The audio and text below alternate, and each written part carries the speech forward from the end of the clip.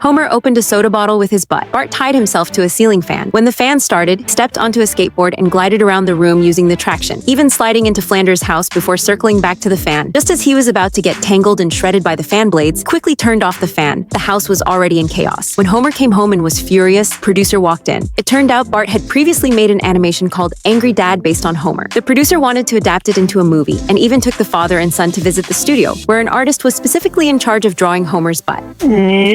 Wow. The test screening of Angry Dad received a poor response. Lisa suggested cutting out the unnecessary parts, and Bart edited it accordingly. The edited version won a Golden Globe. When Bart went up to accept the award, Homer pushed his way to the front to speak in his place, and even wiped off Bart's handprint to replace it with his own. In the early morning, Bart was woken up by a phone call, learning that Angry Dad had been nominated for an Oscar. When Homer asked about it, Bart didn't mention the award ceremony. He took Lisa to the venue and tricked Homer into going on a trip to Los Angeles. A tourist recognized Homer and took him to the award ceremony. Bart had hoped to accept the award smoothly, but the host kept stalling. When Homer arrived, the host finally announced the winner. Bart happily went on stage and delivered a touching acceptance speech, thanking Lisa for her editing suggestions and his dad for being the source of inspiration. Homer was deeply moved. After the father and son returned home, they cut the Oscar statuette into small pieces and shared the trophy with everyone.